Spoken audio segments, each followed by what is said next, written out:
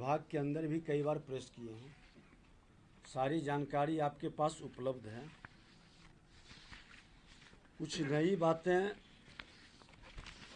आज बिहार के माननीय मुख्यमंत्री जी के द्वारा प्रगति यात्रा के क्रम में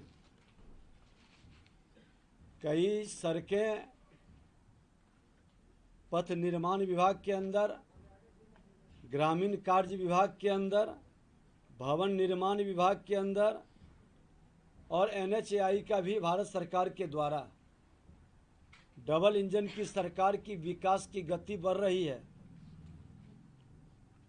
और सभी में लगभग 50% से ज़्यादा पत्थर का उपयोग होना है। प्राइवेट सेक्टर में भवन निर्माण और अन्य कार्यों में भी गिट्टी पत्थर स्टोन पर व्यय होने वाले अनुमानित राशि 20 से 30 हजार करोड़ है और सरकारी योजनाओं में इस मद में जो व्यय होने वाली राशि है वो 42 से 45 हजार करोड़, 70-75 हजार करोड़ की राशि हमारा स्टोन पर खर्च होता है, जो झारखंड, उत्तर प्रदेश, बंगाल से आता है। बिहार राज्य में इन राज्यों को प्रतिवर्ष उसकी GDP में दिया जाता है। और मैं आपको जानकारी दे दूं कि प्रत्येक वर्ष गिट्टी को चालू अगर जो हम लोग रॉयल्टी के लिए ही नहीं, विकास की गति बढ़ाने के लिए और कला, सांस्कृतिक, पुरातात्विक विभाग में हमने प्रतिवेदन मांगा था कि ऐतिहासिक पुरातात्विक अवशेष किस किस पहाड़ पर है और किस में नहीं है। इसके साथ ही वन विभाग के तत्कालीन PCCF चीफ श्री भारत ज्योति से भी इस कई पहाड़ों के बारे में पर्वतमाला में, कैमूर पर्वतमाला हो या अन्य, खनन करने पर हम लोगों ने बातचीत किया है और बिहार के माननीय मुख्यमंत्री जी से इस संदर्भ में हम लोग मार्गदर्शन प्राप्त करेंगे ताकि ये पैसा जो हमारा बिहार का दूसरे राज्य में जाता है, वहाँ का GDP में बढ़ोतरी बिहार का पैसे से होता है, वह पैसा बिहार के अंदर हो और 70 से 75 हजार करोड़ रुपए बिहार की राशि के GDP में प्रयोग होगी तो बिहार के GDP में 3% विकास दर बढ़ जाएगा। एक बड़ी उपलब्धि होगी और लगभग 25 हजार से ज़्यादा लोगों को प्रत्यक्ष अप्रत्यक्ष रोजगार का अवसर भी मिलेगा। हमारी सांस्कृतिक ऐतिहासिक धरोहर भी सुनिश्चित होगा और स्थानीय गिट्टी मिलने से विकास के गति में भी बढ़ोतरी होगी। आज आपने देखा कि पथ निर्माण विभाग के अंदर जब हम मंत्री थे तो किस तरह से एक्स्ट्रा कैरेज के नाम पर 26 करोड़ रुपये का निकासी किया गया है, जिस पर हमने कार्रवाई के लिए लिखा भी है। और उस समय ये किस तरह की निकासी है, जैसा उसको एक्स्ट्रा कैरेज उस विभाग के अंदर वो गलत ढंग से कि हम गया से नहीं ला करके हम बाहर से लाए हैं और उसके नाम पर पैसे निकाला गया था। आप उसको जचवाए थे? नहीं सर, गया में 2016 से खनन पट्टे चालू थे जो कि अभी भी चालू है। जबकि गया में खनन पट्टे 16 से चालू हैं और उसके लिए हमने पूरी तरह से वहाँ के सेक्रेटरी से भी भेजे थे एक टीम पत्राचार के लिए। उसकी रिपोर्ट आने पर अब वर्तमान मंत्री और सब लोग उसको भी देख रहे हैं। मेरा कहना है कि बिहार के लिए पत्थर की बहुत आवश्यकता है विकास की गति बढ़ाने के लिए। इसके साथ 37 करोड़ घनफीट पत्थर झारखंड राज्य से बिहार राज्य में निर्माण कार्यों में उपयोग में लाया गया। 1000 करोड़ के लगभग। बिहार राज्य में 8 पत्थर की खदानें आज भी कार्यरत है।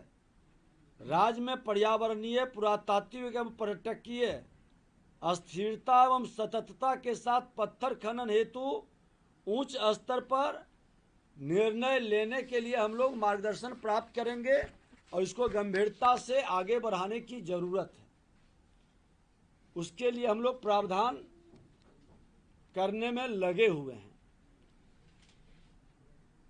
खनन नियमावली के प्रावधानों के तहत कार्य विभाग को अपनी परियोजनाओं में व्यवहृत लघु खनिजों के लिए संबंधित संवेदकों के विपत्र से मालिकाना फीस की कटौती कर खनन शीर्ष में जमा करना अनिवार्य है और कार्य विभाग को पिछले वर्ष की बकाया रॉयल्टी एवं मालिकाना फीस को अविलंब खनन शीर्ष में जमा करने का निर्देश भी दिया गया है।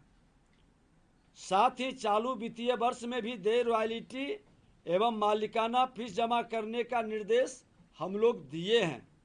इसके अतिरिक्त संवेदकों द्वारा व्यवहार में जो लघु खनिजों के लिए परिवहन चालान परमिट समर्पित नहीं करने पर रॉयल्टी का 25 गुना राशि विपत्र से काटकर खनन शीर्ष में जमा करने का निर्देश कार्य विभाग को दिया गया है। बहुत सारी शिकायतें मिली है कि अवैध खनन का उपयोग कर रहे हैं। प्राक्कलन में जितना खनन बालू का, गिट्टी का, मिट्टी का वो उपयोग कर रहे हैं उसका रॉयल्टी जमा होनी चाहिए। पर्यावरण, वन एवं जलवायु परिवर्तन विभाग के स्तर पर 28 पर्यावरणीय स्वीकृति ईसी के प्रस्ताव लंबित हैं। लंबित मामलों को निष्पादित करने हेतु दोनों विभाग समन्वय कर प्रयासरत हैं और इस संबंध में आवश्यकता पड़ने पर उच्च स्तर की बैठक हम लोग बुलाने जा रहे हैं ताकि ज़्यादा से ज़्यादा इस क्षेत्र में हम खनन का नीलामी कर सकें और खनन विभाग के गति को बढ़ा सकें। लोगों को आसानी से पीला बालू हो या उजला बालू मिल सके। कई जिलों में बालू की अनुपलब्धता दूर करने के लिए जिलों को अनिलामित बालू घाटों की नीलामी होने के कारणों की समीक्षा करने का भी निर्देश दिए हैं ताकि बालू घाटों की नीलामी हो सके एवं निर्माण कार्य को सुगमता से बालू उपलब्ध हो सके। ऐसे भी हमने अपने सभी जिला खनन पदाधिकारी को लोगों की डिमांड के हिसाब से उसकी आपूर्ति के लिए उसमें अपना सहयोग करने का निर्देश भी हमने दिया है। और आप जानते हैं पहले से कि कमांड कंट्रोल सेंटर की स्थापना जो 24/7 कार्यरत है विभाग के अंदर, पूरी मॉनिटरिंग कर रही है। जिला नियंत्रण कक्ष की स्थापना किया गया है। 6 जिले में समाहरणालय में और 18 जिले में जिला खनन कार्यालय में जिला नियंत्रण कक्ष की स्थापना की गई है। शेष जिलों में प्रक्रियाधीन है। बालू घाटों पर निगरानी हम लोग सीसीटीवी के माध्यम से एलईडी स्क्रीन पर कमांड एंड कंट्रोल सेंटर में कर रहे हैं और इसका जिलावार लाइव फुटेज सभी संचालित बालू घाटों की 24/7 निगरानी की जा रही है। खनिज लदे वाहनों को बिना वैध चालान के परिवहन, ओवरलोडिंग एवं अन्य उल्लंघन के मामलों को नियंत्रित किया जा रहा है। खनिज लदे वाहनों पर लाल पट्टी जो हम लोगों ने तय किया लगभग 20 इंच की चौड़ी, हर खनन निबंधन संख्या एवं वाहन का निबंधन संख्या 6 इंच बड़े अक्षरों में लिखा जाना हमने अनिवार्य किया है। धर्म कांटा पर सीसीटीवी कैमरों का अधिष्ठापन का भी हम लोगों ने निर्देश दिया है और विभागीय पोर्टल से एकीकृत भी उसको करने का अनिवार्य हमने किया है। जन शिकायत विभाग द्वारा हेल्पलाइन नंबर 0612221530, व्हाट्सएप नंबर 9472238821 जारी किए हैं, जिस पर आम जनता से प्राप्त अवैध खनन, परिवहन एवं भंडारण की शिकायतों को दर्ज करते हुए संबंधित जिलों द्वारा त्वरित कार्रवाई सुनिश्चित की जा रही है।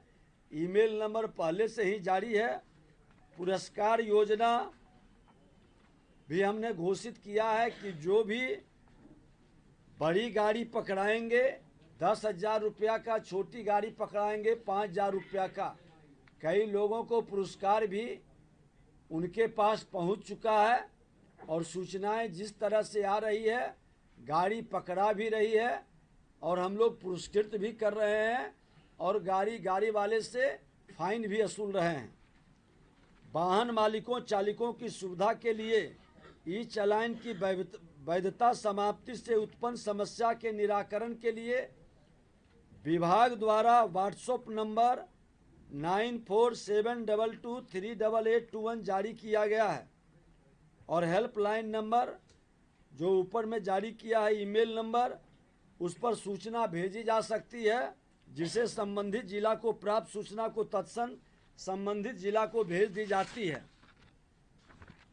कार्यपालक दंडाधिकारी की शक्ति प्रदत्त किया गया है।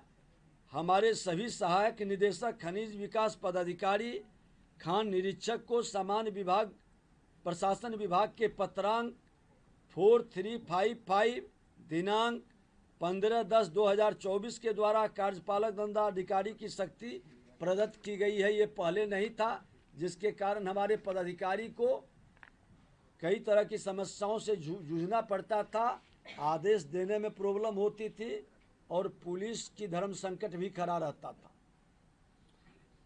साधारण मिट्टी के गैर वाणिज्यिक उपयोग के लिए कोई रॉयल्टी की वसूली नहीं की जाएगी। साधारण मिट्टी के व्यावसायिक उपयोग के लिए ऑनलाइन आवेदन करने पर अनुज्ञा पत्र 5 कार्य दिवसों के अंदर निर्गत करने की व्यवस्था हमने सुनिश्चित किया है। किसी को इसमें कोई समस्या प्रॉब्लम है, इमीडिएट वो विभाग को खबर कर सकता है। कल सदन के अंदर भी ये मामला आया था। हमने स्पष्ट शब्दों में कहा कि किन्हीं को भी इस संदर्भ में कोई शिकायत है तो वो हम लोगों को बता सकते हैं और 15 लाख रुपया तक की वैसी परियोजनाएं जिनका क्रियान्वयन स्वयं विभाग द्वारा किया जाता है, उसमें चालान समर्पित करने की अनिवार्यता से हमने छूट दी है, ताकि छोटी छोटी योजनाओं को एक लंबी प्रक्रिया में समय विलंब न हो, इसको लेकर के बशर्ते विभिन्न जो लघु खनिज वैध स्रोतों से प्राप्त किया गया है उसकी रॉयल्टी उनको जमा करनी है।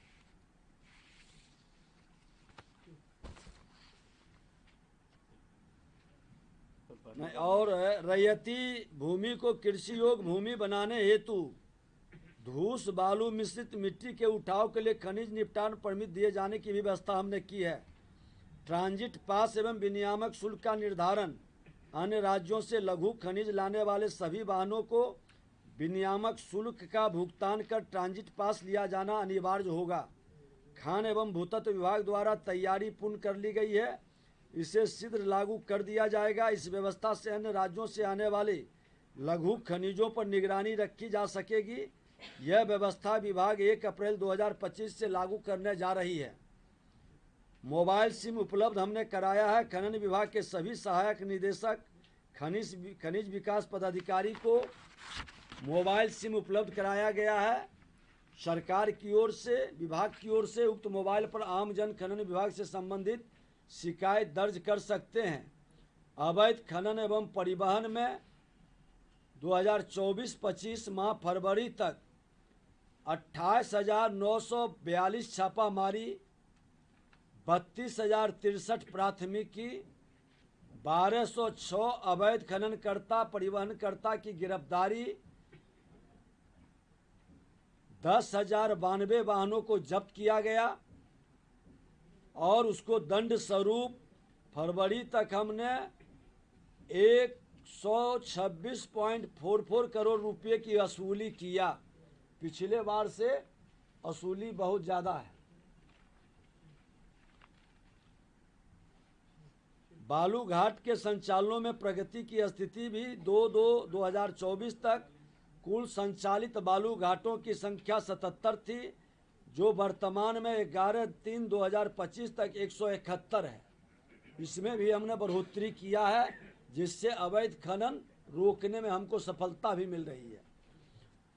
दिनांक 2/2/24 तक कुल पर्यावरणीय स्वीकृति इसी निर्गत बालू घाटों की संख्या 167 थी, जो वर्तमान में दिनांक 11/3/2025 तक 230 और 2/2/2024 तक निलामित बालू घाटों की संख्या 267 थी, जो वर्तमान में 388 पहुंचा है।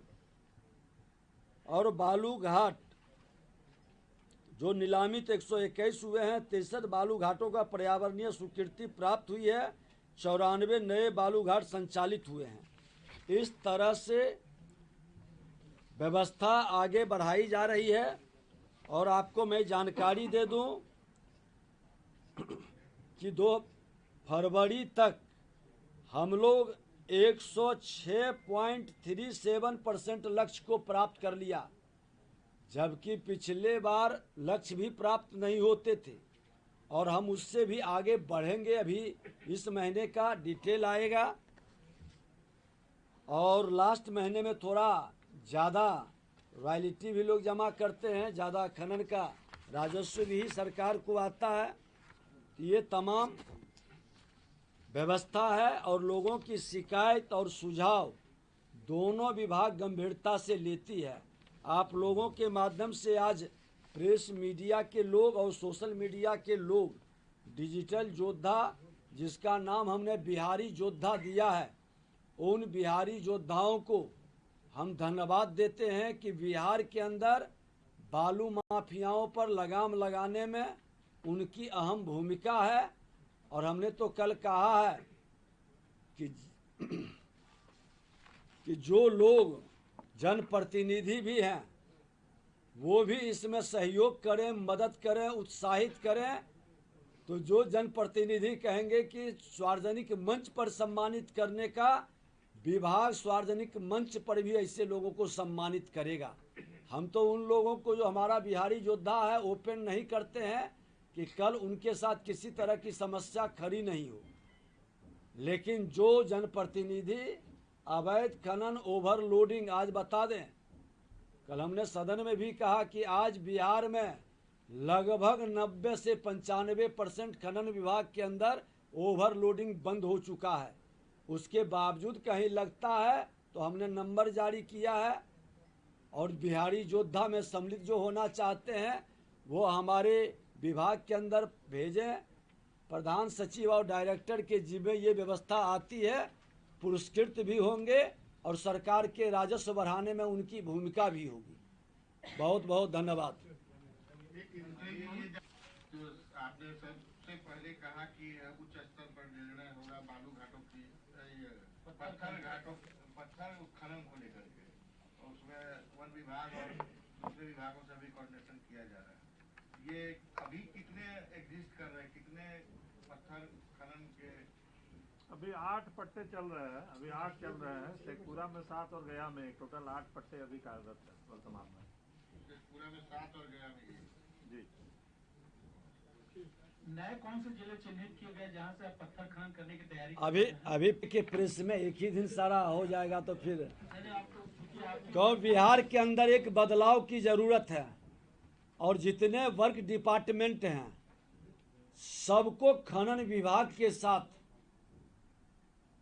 पूरी तरह से कोऑर्डिनेट करने का क्योंकि सबको लघु खनन, मिट्टी, बालू और गिट्टी की जरूरत मंत्री जी, पड़ती है। इसकी व्यवस्था में हम लोग गंभीरता से विचार कर रहे हैं और आगे इस पर बहुत कुछ निर्णय लेने की भी जरूरत है। हमारे राजस्व को ही नहीं बढ़ाएगा, जीडीपी में 3% का बढ़ोतरी करेगा। मंत्री जी, महत्वपूर्ण सवाल ये है कि आपने जैसा कहा कि हम पत्थर खनन करने की तैयारी कर रहे हैं कुछ नए जिलों में, कुछ जिले तो आपने चिन्हित किए होंगे या कुछ पहाड़। नहीं, मैंने कहा कि मैं तैयारी में हूँ, विचार कर रहे हैं, क्योंकि कई प्रक्रियाओं से गुजरना पड़ेगा और उस प्रक्रिया के बाद आपको विस्तार से डिटेल में मुख्यमंत्री के मार्गदर्शन में फिर आपको बताया जाएगा। धन्यवाद। ट्रक ऑनर्स जो है हड़ताल कर रहे हैं लगातार। कौन? ट्रक ऑनर्स जो एक मिनट, मैं बता दी, अभी बता दिया। हड़ताल कर रही है, कह रही है कि जो खनन का जो चालान मिलता है 24 घंटे के लिए मिलता है और जाम की स्थिति भयावह है। वैसे स्थिति में 24 घंटे में वो सामान उतर नहीं पाता है, उनको 10 लाख रुपए का जुर्माना भी देना पड़ता है। इसको लेकर के वो लगातार चिंतित हैं और आपसे बात भी की है। आपको जानकारी दे दें कि ई चालान की वैधता समाप्ति से उत्पन्न समस्या के निराकरण के लिए हमने एक व्हाट्सएप नंबर जारी किया है, 9472238821।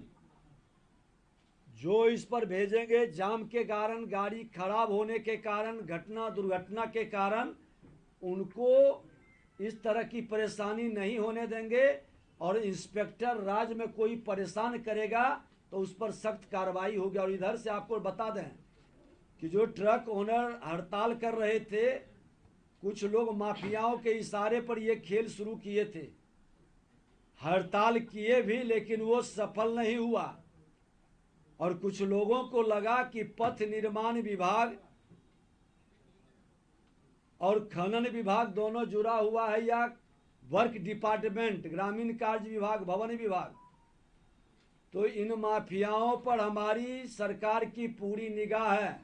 मुख्यमंत्री जी ने स्पष्ट शब्दों में कहा है कि माफियाओं पर नकेल कसना सरकार की जिम्मेवारी है, उसमें कोई कोताही बरती नहीं जाएगी, लेकिन ट्रक ओनर को कोई परेशानी नहीं होने देंगे। अगर जो कोई गलत करेगा, चाहे मेरे विभाग के लोग या पुलिस के लोग, तो हमने उसकी शिकायत को ट्रांसफर भी पुलिस विभाग तक करेंगे और हमारे विभाग के अंदर तो त्वरित एक्शन हमने डायरेक्टर और प्रधान सचिव को कहे हैं कि इमीडिएट एक्शन। जनून मामले में लंबे समय तक गाड़ी खड़ा नहीं कर सकते हैं और हर थाने में गाड़ी को जो चेकिंग करने का परंपरागत व्यवस्था था वो बहुत हद तक घटी है।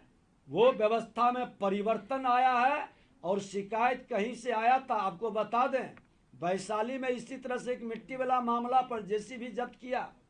माननीय विधायक हमारे एक शिकायत किए थे, थाना प्रभारी भी सस्पेंड हुए, हमारे पदाधिकारी पर भी कार्रवाई का, और इस तरह से हम लोग पूरी निगाह और नजर रख रहे हैं।